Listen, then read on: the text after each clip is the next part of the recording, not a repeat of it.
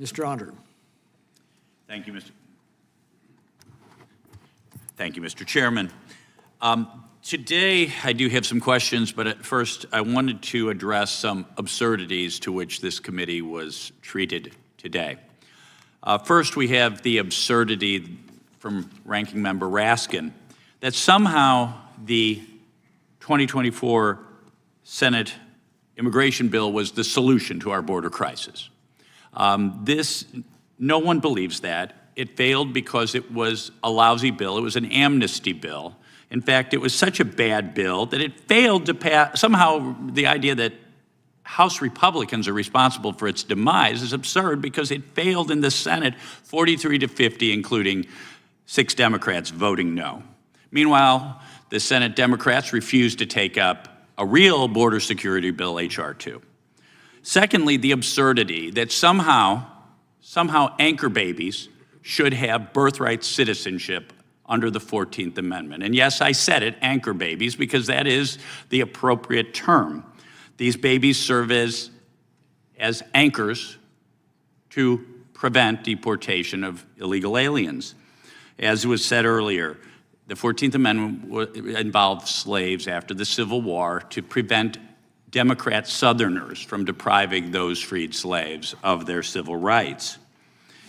And this idea of birthright citizenship for anchor babies was invented out of whole cloth in a footnote, dicta, not even the actual decision, by Justice Brennan in 1982. So I applaud President Trump for that executive order. And then finally, the absurdity that somehow things were better under President Biden than under President Trump. You know, I think it's nice that our libertarian friends at Cato remind us that illegal aliens pay some taxes. That's nice. But I would also remind that the great libertarian economist Milton Friedman once famously said, "You cannot have a welfare state and open borders." Those illegal aliens cost us in healthcare expenses, in education expenses, and of course in social welfare expenses, and devastate those programs. Mr. Fabricatore, I'm a medical doctor. I practiced medicine for 30 years. In the early years of my practice, we worried a lot about drugs in terms of overprescription of narcotics by physicians, and we worried about meth dealers making methamphetamine out of Sudafed, often in rural areas. Today, though, we have 100,000 deaths from fentanyl, the great majority of it crossing our southern border. And a lot of people forget this, 50,000 deaths from methamphetamine. It's not made in a trailer in rural Missouri anymore. It's made in Mexico and comes across our southern border. Could you, this is kind of a follow-up question to the question Representative Nod asked Ms. Vaughn.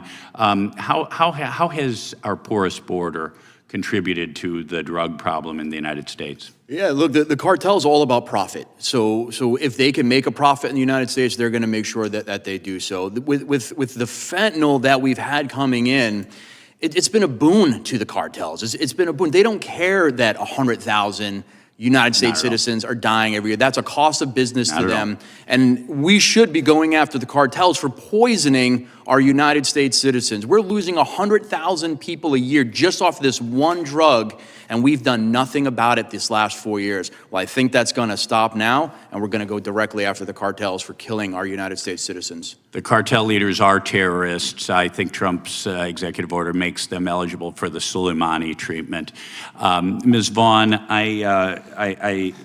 you I think touched most on the idea of visa abuse. In my district in Missouri, an illegal alien, once while driving an Uber, once while driving a Lyft, sexually assaulted 2 young women in my district. Now, he was a tourist visa overstayer. Is there anything we can do to crack down on this very common source of illegal immigration, which is coming legally but then overstaying a visa? Yes, there are a number of things, not one silver bullet, but if we take away the ability of people to work here, that's a disincentive to overstay. But we can also lean on the State Department or enact requirements for them to adjust their visa issuance protocols to address high overstay rates. And ICE needs to do more enforcement on overstays, frankly. And I would also like to see a way to hold the sponsors of some of these visa holders responsible for too much overstaying. Thank Very you. good. Gentleman's Thank you. time has expired.